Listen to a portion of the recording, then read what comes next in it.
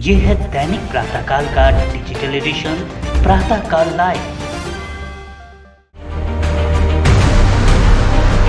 राम मंदिर के प्राण प्रतिष्ठा की तारीख जैसे जैसे निकट आ रही है, इस पर राजनीति भी तेज होती जा रही है। इस बीच अब एनसीपी शरद पवार गुट के एक नेता का भगवान राम को लेकर एक विवादित बयान सामने आया है।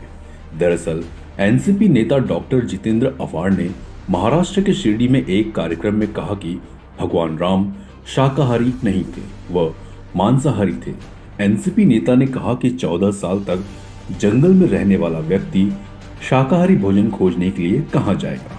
ये चीज लोगों को सोचनी चाहिए। भगवान राम को मांसाहारी बताने वाले बयान को लेकर एनसीपी शरद पवार गुट के नेता जितेंद्र आव्हाड के खिलाफ भाजपा ने सख्त रुख अपना लिया है। भाजपा नेता राम कदम ने एफआईआर दर्ज करने के लिए शिकायत दर्ज करा दी है। काय झालंय, यांच्या पोटामध्ये दुखतंय। भव्य राम मंदिर हे उभं करू शकले नाहीत, मोदींच्या कालखंडात उभं राहतंय आणि तेही भव्य दिव्य उभं राहतंय। तर त्याच्यामुळे ह्यांना कळतंय की आता यांची राजकारणाची दुकानं बंद होणार आहे। तर ती राजकारणाची दुकानं चालली पाहिजेत। मग कुठल्या तरी एका समाजाला खुश करा। मग सगळा सोपा समाज कुठला आहे ज्याची थट्टा मस्करी केली तरी चालते? तर हिंदू समाज असा त्यांचा चुकीचा त्यांनी अर्थ लावलाय।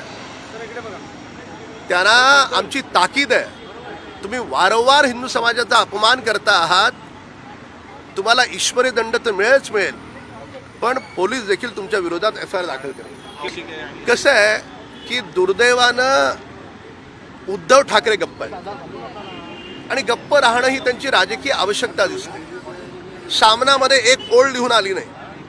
पूर्ण महाराष्ट्रामध्ये देशामध्ये आक्रोश आहे आव्हाडांच्या विधानाबद्दल। अरे तुम्ही दुसऱ्या कोणाला म्हटलं चालेल, तुम्ही आमची जी श्रद्धा आहे, आमची जी आस्था आहे, कोट्यावधी लोकांची आस्था आहे, त्यांना तुम्ही म्हणाल। आणि त्यांना माहिती आहे की प्रभू रामचंद्र हे कंदमुळं खात होते। शबरीची उष्टबेरे त्यांनी खाल्ली ना, का नाही खाल्ली? आपण लहानपणापासून वाचतोय ना। कधीतरी कुठल्या देवाला आपण मांसाहाराचा प्रसाद आपण दाखवलाय का हो? सांगावं। जर अध्यात्मामध्ये जर परमेश्वर जर मांसाहार भक्षण करत असते तो लोकांनी घरी पूजेमध्ये मांसाहारच दाखवला असता। आप ये कार्यक्रम YouTube पर देख रहे हैं तो हमारे चैनल को जरूर सब्सक्राइब करें और Facebook पर देख रहे हैं तो हमारे पेज को लाइक करना ना भूलें।